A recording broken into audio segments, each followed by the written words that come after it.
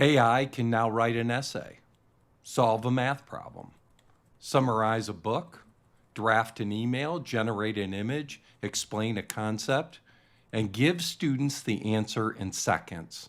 But what if AI is not making students smarter? What if it's only making them look smarter? What if we're creating a generation with perfect outputs and underdeveloped minds? That is what I call fake intelligence. Not artificial intelligence, but fake intelligence. It's the appearance of understanding without the struggle that creates understanding. It's the appearance of competence without the development of capacity. The appearance of wisdom without the formation of judgment. And by the end of this video, I want to show you why the real danger of AI in education may not be cheating at all. It may be the creation of students who appear capable without actually becoming capable. Now, let me be clear. This is not a video about banning AI. I use AI. I think AI is one of the most powerful tools humanity has ever created. But powerful tools do not change what we can do. They change what we no longer practice. And that is where the danger begins. I want you to imagine a typical ninth grade student sitting at a kitchen table. They have to write an essay they put off. They're tired after sports practice. They're frustrated by the C they have in math class. They do not know where to begin. So they open up an AI tool and type, "Write me a 5-paragraph essay about courage in To Kill a Mockingbird in your own words." Within seconds, AI produces something clean, organized, grammatically correct, and even at a ninth grade level. The student reads it, changes a few words here or there, turns it in. The grade is fine. The assignment completed. The immediate problem disappears. So from the outside, it looks like success. The work is done, the grade is earned, the parent is relieved, the teacher moves on. But let's take a deep dive into what actually happened. Did the student think more deeply? Did they wrestle with the text? Did they sit with the blank page long enough to discover an idea? Did they learn how confusion can become clarity? Did they develop any semblance of confidence? Or did AI simply give them the product while replacing the process? That distinction matters because education is not just about completed work. Education is about the person being formed through the work. And when AI gives students the product without the process, we may be producing fake intelligence. So let's delve into why fake intelligence is so dangerous. Well, fake intelligence is dangerous because it looks good on paper. That's the problem. A student can submit a polished paragraph without learning to write. They can solve a math problem without learning how to reason. They can summarize a history chapter without learning how to read deeply. They can answer a science question without learning how to ask better questions. They can appear confident without developing competence. And if schools, parents, and colleges only look at the final product, they may miss what has been lost. The essay is better, but the writer is weaker. The answer is cleaner, but the thinker may be less developed. The grades will rise, but the capacity is lost. This matters because human beings do not grow merely by receiving and giving answers. We grow through friction, through effort, through waiting. We grow through failure, through responsibility, through struggling long enough to discover that we are capable. That is one of the central ideas of my book, Emergence. Children do not become capable through convenience alone.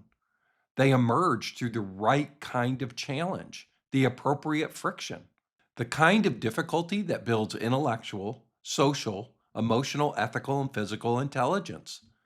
AI can be extraordinary, but if we give it to children before they've developed the habits of thinking, effort, discipline, and judgment, then AI will not amplify their intelligence. It may simply replace the conditions that give rise to intelligence. AI is brilliant in certain ways. It can process information faster than we can. It can generate language. It can organize ideas. It can identify patterns. It can explain topics. It can produce answers. can do a lot, obviously. But intelligence is not the same as human wisdom. The system can be accurate and still be harmful. AI can be efficient and still be incomplete. AI can be persuasive and still be wrong. It can be helpful in the moment and still weaken the person over time. That is why the deepest and the most important question is not, what can AI do? The deeper question is, what is AI optimizing for? If AI optimizes only for speed, it'll give us faster answers. If it optimizes for convenience, it will most certainly remove our friction. If it optimizes only for productivity, it will produce more output. But human development is not built on speed, convenience, or production alone. Human intelligence requires something much deeper. It requires truth. It requires emotion, relationships, ethics, and understanding that we have a lived consciousness through our body. And that leads us to wisdom. A fully developed human being is not merely someone who can produce the right answer. A fully developed human being can ask, should I do this? Who will this affect? What kind of person am I becoming? Does this work strengthen me or weaken me? Does it honor the truth? That is the difference between intelligence and wisdom. I'd like to run a little thought experiment. What if AI had to learn to think like a fully developed human? What if AI didn't just have one goal, give the user what they asked for? What if AI had to pass through 5 developmental filters before responding? The first would be an intellectual node. It would ask, is this accurate? Is this logical? What does the evidence say? What is the quality of the reasoning? This is where AI is already strong. But intellectual intelligence alone is not enough. A response can be intellectually correct and still be socially damaging. So we need a second node, the social node. In this, it would have to ponder, how does this affect relationships? Does this encourage connection or isolation? Does this decision help the student engage with a teacher, parent, or peer? Does this build a community? Now go back to the student at the kitchen table. If the AI writes the essay, the student may not need to ask the teacher for help. They wouldn't need to talk through an idea with a classmate. They wouldn't need to explain their thinking to anyone. The work gets done, but their social intelligence disappears. Then we have a third node, the emotional node. This would ask, what emotion is driving this request? Is the student curious? Or are they anxious, embarrassed, overwhelmed? Will this answer help them move through discomfort? Or will it simply help them escape it? That matters because many students do not use AI because they are lazy. Some use it because they are afraid or anxious. Anxious of being wrong, afraid of looking dumb, anxious of not knowing where to begin.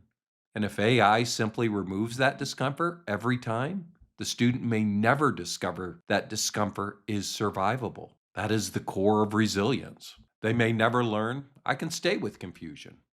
I can begin badly and improve. I can do hard things. Then there is the fourth node, the ethical node. This node would ask, is this honest? Is this fair? Who is responsible for the work that's being done? Does this encourage integrity? What kind of character is being formed? Because AI can help a student learn, but it can also help a student misrepresent what they know. And that is not a small issue. Education is not only about skill building, it's about character. A student is not just learning how to write. They are simultaneously learning what kind of person they will become when no one is watching. And finally, the physical or survival node. This may sound strange, but it matters. Human beings have bodies. We need sleep, movement, sunlight, nutrition. This gives us an embodied experience. Modern life is already pushing children towards more sitting, more scrolling, more virtual interaction, and less movement. So this node would ask, does this decision support embodied well-being? Does it encourage passivity or capacity? Does it respect the fact that human beings are not just minds floating in a screen? Now imagine all 5 nodes, intellectual, social, emotional, ethical, and physical nodes, send their input to one final layer. I would call this the wisdom integrator. The wisdom integrator does not ask only, what is the fastest answer? It asked, what is the most developmentally appropriate human response? So when the students ask AI to write an essay, the system might not say, well, here's your essay. It might say instead, I will not write the essay for you, but I can help you build an argument. Or tell me what you're already thinking about the character, and I'll help you organize your ideas. Or write your first paragraph, and I'll help you revise it. That is very different. The AI is still helpful, but it's not replacing the student intelligence matrix. It's supporting the student's emergence towards intelligence.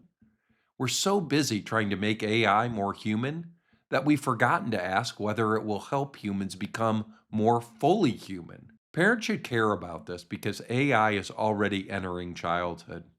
It is not coming someday soon. It's here. And it's helping with homework, writing messages, answering questions, creating images, acting like a tutor, and in some case, acting like a companion. So the question for parents is not, how do I keep AI away forever? That is probably impossible. But the better question is, how do I help my child use AI without becoming dependent upon it? To answer this question, here's a simple rule. Encourage your child or you yourself to think first. AI then is embedded as part of the learning process.